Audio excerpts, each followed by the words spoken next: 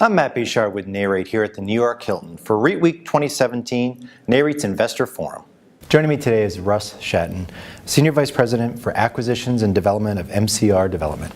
Russ, thanks so much for joining us. Thank you, Matt. I'm glad to be here. Now, your company is currently involved with the development of the TWA Flight Center Hotel at JFK Airport. How's that project proceeding? Yeah, it's a great project.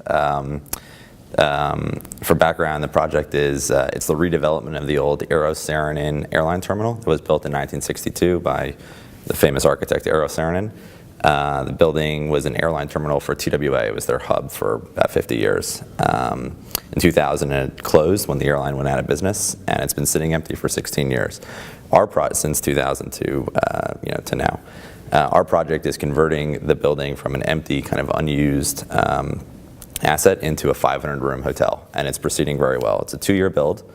We started 6 months ago, so we're going to be open in about 18 months, and we're going to convert the hotel into a 500-room hotel with 50,000 square feet of meeting space, multiple F&B outlets, and rooftop bar, and a bunch of other kind of fun features that we'll be talking more about in the next 6 to 12 months or so.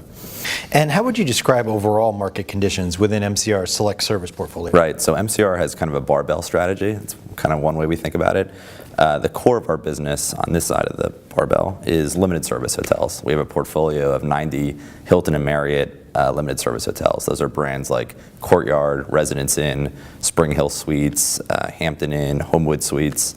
Those assets. They're generally 90 to 150 rooms. They're located in secondary markets defined by malls, airports, military bases, major universities, hospitals, government facilities, those kinds of things. They're great assets. We've been buying them and building them for about 15 years.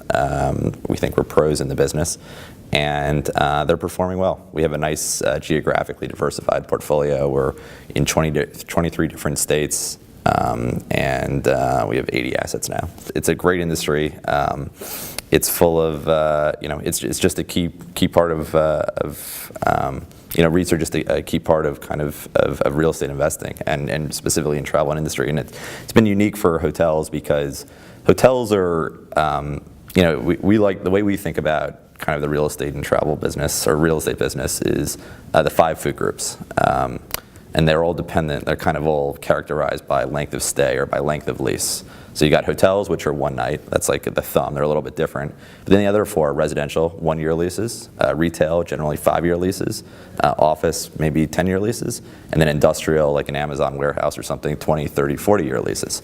So these 4, pretty easy. Not wildly easy, but pretty easy. You rent up an apartment for a year and you just collect a check every month. Retail, you do that every 5 years. Hotels are an operating business. Every day, all your customers leave, and then you hope that the following day they all come back. But they don't come back in the form of the same person. John Smith leaves on Tuesday and he's replaced with, Mike Johnson on Wednesday. But the beauty of why we invest in Hilton and Marriott hotels is that whether it's John Smith or Mike Evans or anybody else, they're coming because of their brand.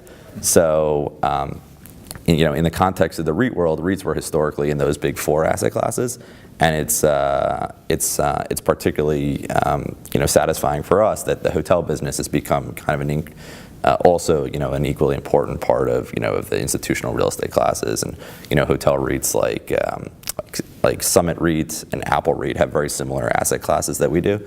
Limited service hotels and kind of a national secondary market strategy. Not a lot of CBD buildings, but some CBD hotels, but then a lot of secondary market and suburban locations. So we see those as kind of our peers, but those are public companies and they're run a similar strategy that we do as well. Russ, thank you so much for joining us. For sure. For more from REIT Week 2017 and other REIT news and analysis, be sure to visit REIT.com.